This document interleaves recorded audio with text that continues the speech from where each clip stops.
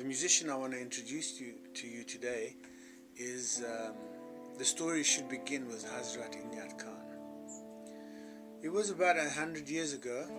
I think we just come off a three-fish tour, or about to go on one. By the name of the band, you can see that it was very Rumi based. There was a lot of Rumi involved, a lot of conversations. We recorded the poems by Rumi and put music to it, and it was one of the connection points, one of the things that inspired the three of us. And so I was studying a lot of Sufi music and came upon Hazrat Inyat Khan, and he wrote this book called Mysticism of Sound Music. Anyhow, somewhere around that era, I was feeling like very betrayed by music, by my friends, by the music business. I just kind of didn't want much to do with anything anymore. And I read this book, and in this book, Mr. Khan talks about the veena, and how this veena is the closest instrument to imitating the voice and the human voice. So I thought to myself, wow, I've got to get myself one of those, because then I can play and sing at the same time, kind of thing. And then at about the same time, I'm not sure if it's a story that was in the book or if the story came to me through some other sources, but the story is that Krishna was a very naughty boy, and his mother was extremely upset with him, and she's sitting somewhere at the edge of infinity, very sad.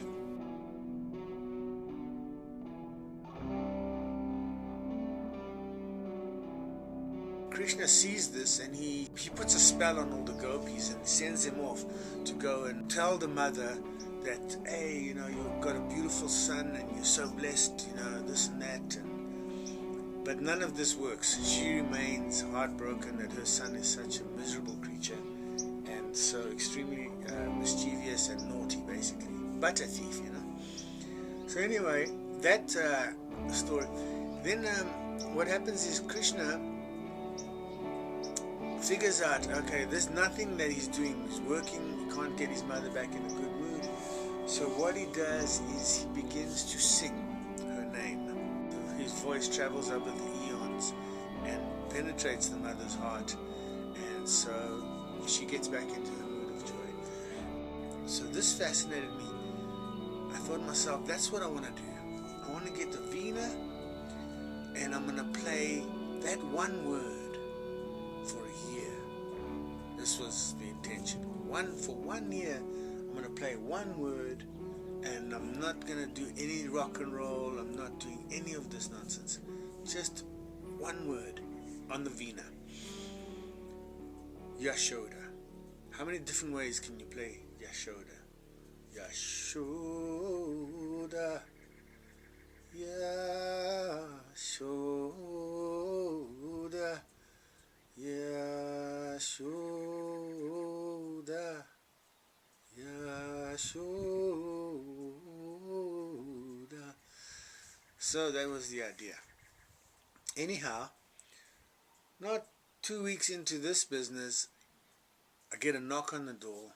I open the door, and there's this guy standing there, and he says to me, whenever he walks past my house, he hears the most beautiful music coming out. Thank you. And he was wondering if I would be interested in doing music for a documentary.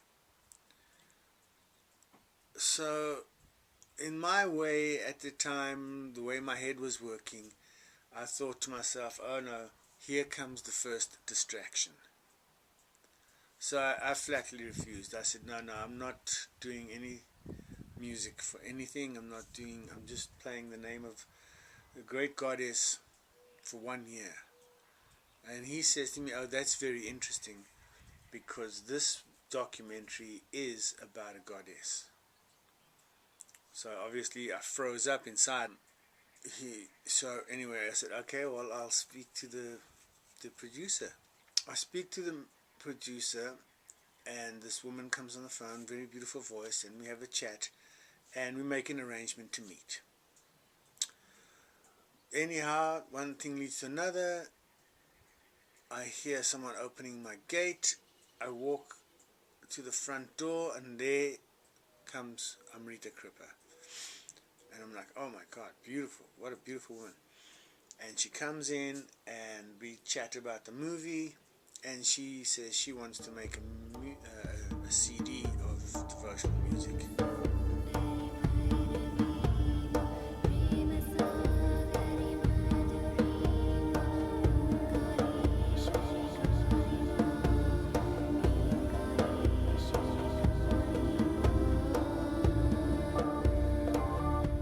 So for 9 months we spent making her record.